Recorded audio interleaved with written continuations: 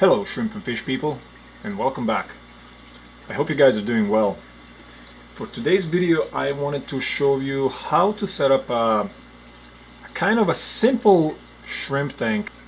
There's two types of shrimps that we usually keep in this hobby, and that's neocaridina, which is the easier kind, and caridina shrimps. This tank in specific is going to be for a neocaridina type shrimp. I will be using Colorado sand from ADA. Now, there's no specific reason why I picked that sand, other than that it turned out to be cheaper than any other locally available brands. This is an inert substrate. This particular one made by ADA.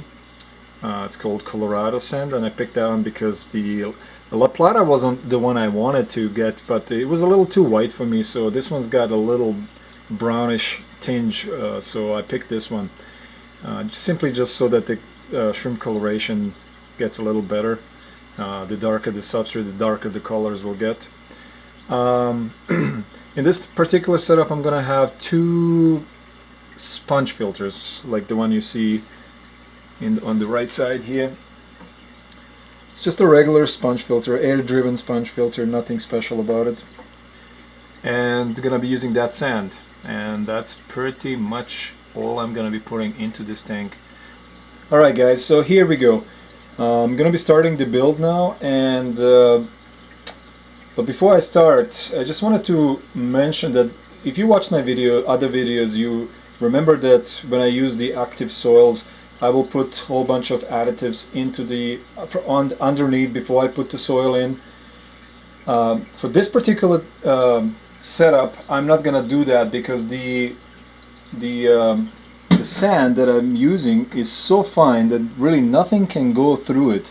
So that's one of the benefits of this, that the no poop or uneaten food will actually sink really deep into this substrate. So, you know, in my mind I'm thinking there's no point putting anything underneath, because for that to leach above is, you know, remotely possible. So I'm gonna be adding additives at a later time, and also an interesting fact is that the additives that we add under this substrate is not so much for the shrimp's well-being. Well, it is, but in a way that the additives are good for the microflora and microfauna into the tank, and when that is healthy, your shrimp is healthy. So in that way it helps your shrimp, but it's not something that shrimp absorb through their bodies. Shrimps get their minerals and all that supplements through ingestion, right? So they have to eat it in order to be healthy. So all the stuff that we add into the water is not really for shrimps to absorb, it's actually for shrimp environment to be healthy, and that makes the shrimp healthy as well. Alright, so I'm going to be starting adding the substrate, and I want maybe, I don't know, no more than an inch of this substrate. Anything more than that would be just a waste. I did rinse this before I started putting it in, because it was quite dusty, and that's what the manufacturer recommends as well. So I'm just going to spread that to see how much I got in there. I use just a little business card to do that.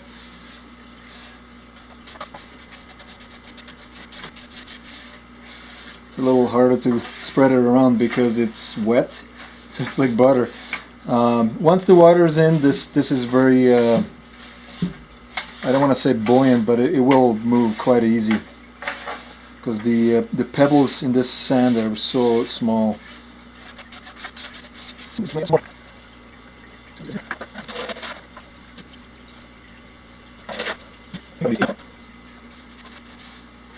Again, I want to have it a little taller in the back, higher in the back, and that's for the visual. I want to see the shrimps. I want to see them nicely presented to me. Also, when you have it higher in the back, lower in the front, the bottom appears to be bigger, as if you have it straight, or if your front is higher than the back, then your aquarium floor, if you want to call it, will appear quite small, quite narrow. That's about, looks like about half an inch in the front and maybe just over an inch in the back. That's about right. That's what I want. Putting too much of this stuff is just a waste. It doesn't do anything. Unless you want to do some mountains and stuff, you know, hills, then yeah, you can. But you know what? I believe that once you put water in there, everything just kind of falls down. It's not gonna, like, it will even out. It's not gonna be the same as how you left it, how you set it up. Again, I will see as I add water, because I have, as I said, I haven't used this substrate before. So this, I'm not sure if I mentioned, but this substrate is inert substrate, and what that means is that it doesn't affect the water in any way. So if you put pH 7, it'll stay pH 7. But you gotta keep in mind that if you add driftwood to this setup, if you add leaves, all these things will affect your pH. Let's say, as I mentioned, driftwood and leaves will actually lower the pH. Now if you add mineral rocks, like the mironecotone powder and stuff, and such, they will increase your pH. So you have to be aware of what you actually put into your system to be able to control your desired parameters. So keep that in mind.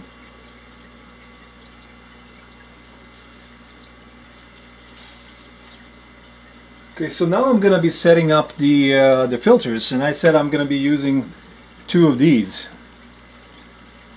These are just a regular dual sponge filters. Each one of these is rated for 20 gallons. This is a 20-gallon tank, just a regular tall tank, and it is not going to have full capacity of water, so the water is going to be probably around there, so it's going to be more like a 15-gallon tank. Also, as you see, I'm going to be adding 2 of these, each one of them rated at 20 gallons in a pretty much 15-gallon setup, so that's more than enough filtration. I'm going to be setting up one on this side and possibly the other one right there, or actually on the opposite side, and just get the water to spin around quite nicely. I'm not sure yet. We'll see at the end. To set up the sponge filters, well, really all you need to do is you gotta rinse the whole thing. Wash the sponges with tap water, and then what I would be using is just a regular, I keep calling it air hose, but it's actually airline tubing. So you're just gonna connect it to my central pump, which I use for all the tanks. Alright, so I'm gonna go rinse these right now.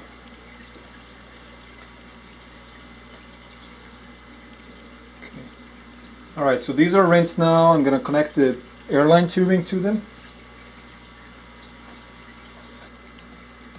Okay, for those of you who don't know how to connect or set up a sponge filter, this is how you do it. Sponge filter pretty much comes already set up how it's supposed to be. Now the beauty of these ones are, let's say you have a really deep setup, you can just bend these all the way down like that. Or if you want, put it on the side like that. It's actually quite nice, and then you can see the shrimps crawl all over it. They actually might do that. I don't know. We'll see. So you can do that to both sides, or you can just use it. Usually I use it like in this way. So, and then what you do is you set up. You take an airline tubing and you connect it to this little line here, which will feed the air through here, and then it starts lifting through this pipe here, this uplift pipe, if you want to call it, and then the bubbles are going to come out through this hole here, right? So what happens is as the air rises, it'll actually pull water with it. The water will come through. Let me just take one of these. There's holes here. The water will actually go through these holes, first through the sponge, through the holes on the way on the bottom here, and then it will lift it up with the bubbles and come out. That's how the filtration works. It's quite simple, quite effective, and I find that it's the best filtration for shrimps because it keeps the tanks very stable. It's not violent. It doesn't change the parameters quickly, even after you clean it. Alright, so I got it on a little bit, about a 1/4 inch or so. Should be enough. This Python airline tubing is a little rigid, so it makes it a little tougher. But this one is gonna go, oops, the other side. So this one I'll put right here.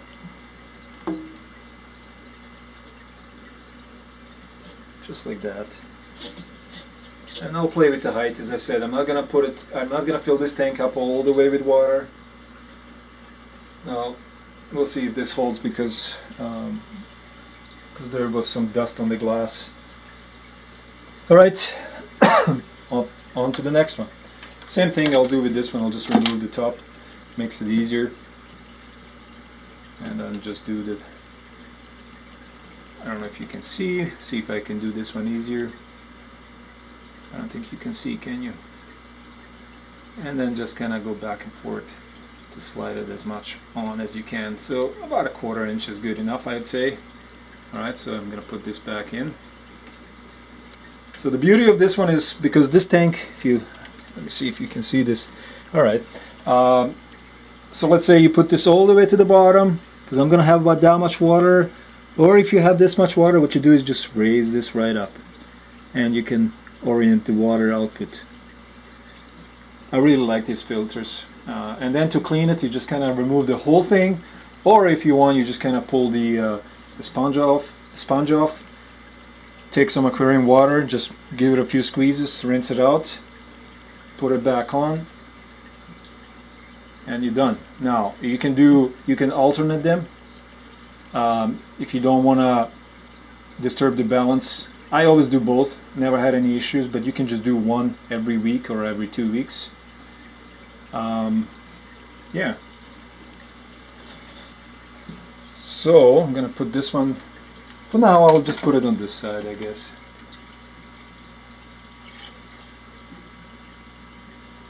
And then we'll see. I might change that at a later time. But this is like the simplest shrimp tank setup you can have. There's nothing simpler than this. I didn't put any substrate additives.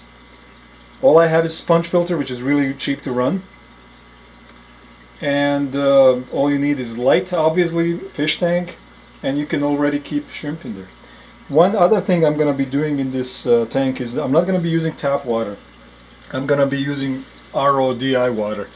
That way I can set up the parameters the way I like them. And I'm going to also control what I'm putting in there, as I mentioned earlier. What kind of driftwoods, if I put any, if I put how much alder cones or leaves, all of those will affect the pH. So I'm going to have to monitor and kind of find my balance, because I want to have the pH of about from about 7 to 7.5, no lower, no higher. Yeah, so we'll see how that goes. There will be a few shrimp additives in there, obviously, but right now I'm not sure what I'll put in there yet. It all depends from the parameters. But I'll tell you, there's not going to be much. I'm running 12 sponge filters right now. So I'm kind of running out of space here, so I'm going to be adding one of these. And it's, all of that is, see if it picks it up. All that is just a whole bunch of valves that I can add the airline tubing on this side, and then I can have independent airline controls. That's all it is. Alright guys, so this is pretty much the setup here. I connected the airline tubings to the pump. I didn't turn the valves on yet. Let's talk about the sand again. I'm not sure if I mentioned, but the beauty of this sand is it is so fine that nothing will actually fall through it. So you can just kind of go with your hose and just kind of clean. You don't have to siphon this one. That's what I'm trying to say. You know, there's no need for siphoning this substrate. So you can just pick up all the debris and stuff from the surface. Hopefully I'll get enough water flow in here so that everything kind of just gets picked up.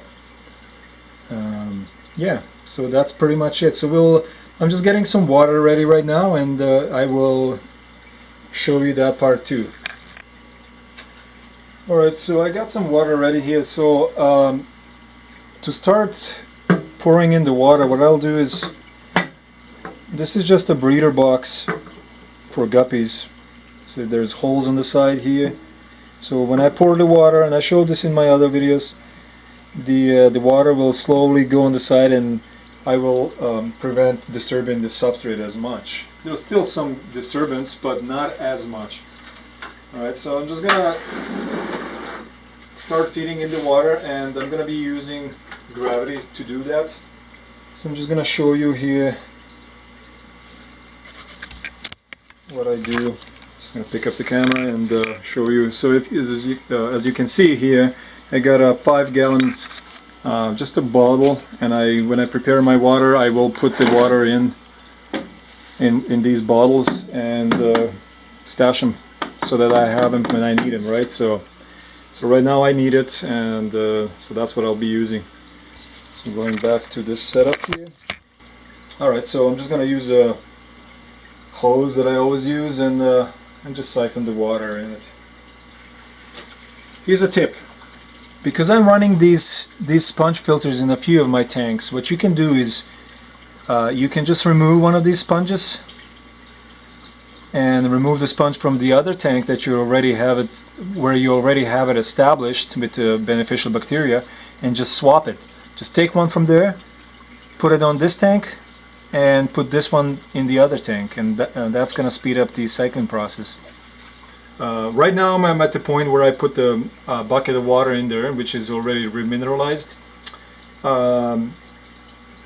and I'm in the process of remineralizing some more water. So I just wanted to show you what I'm using for this particular setup, because it's for neocaridina. So I'm using a product here, and I mean, a lot of people call this product shrimp mineral, GHKH+. But what they may not know is, if you look right there, that's the manufacturer. It's called Salty Shrimp. So I don't know why they put it so small, but this is made by Salty Shrimp, and it's called Shrimp Mineral, GHKH+. To remineralize the RODI water, what I will use, and the instructions are right here, so I'm not sure if you can read in this column right there. I basically, for 5 gallons of water, I have to use 2 full scoops, and that will give me a GH of about 6, and that's what I want. And I think the TDS at that point is about 160. But right now I want to get the GH correct to what I want. The TDS I can increase with some other products later if I need to, but I don't think I need to, because this is neocaridina stuff. So okay, so I opened it, and this is what it looks like. It's just salt. Okay, so 2 full scoops like this in the 5 gallon. And if you need to if you want different parameters, you just have to calculate according to that. So that's about 1 scoop, maybe just a little less. There you go. Just add that to the bucket, and I'm gonna add another one, just like that. Okay, so that's, I don't know if you even saw what I did here. So two like that. It'll give me about GH of 6. Just add that to the RODI water, mix it, and usually you should let it sit. They don't say this, but you know, I like to let my water sit overnight so that the temperature adjusts to the other tanks. But because this is a new setup, I'm just gonna mix it right now and add it right away. There's not gonna be any livestock in that tank for a while. Alright, so I mixed it. So I'm just gonna do the same thing as I did with the previous bucket. Just gonna put it higher than the water level and use an air hose to siphon the water into the tank. If you can't put your bucket above the water level of your tank, you can do the same thing by using a water pump. You just connect the water pump, throw it in the bucket, and turn it on, and the water will start pumping into your tank. I'm thinking about what else can I add to this tank, and one thing that popped in my mind is those rabbit snails. I wouldn't mind having some of those.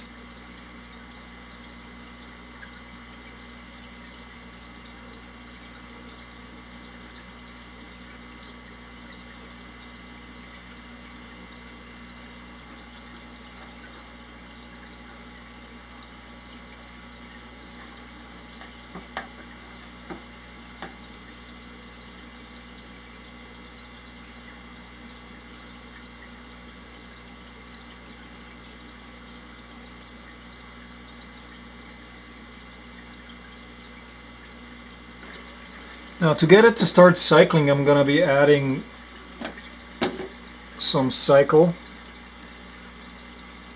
That will give it some boost. Kick-start it, I guess. 5 mils, add it to the water, and that's it. So I hope you guys liked this video. If you did, thumbs up. Just wanted to basically, with this video, I wanted to show you that you don't need to go crazy if you are going to keep easier to keep shrimps, like the neocaridinas, or tiger shrimps. Actually, some tiger, I don't want to say all tiger shrimps, but tangerine tigers are very easy shrimps to keep, and this setup would be more than enough for them as well.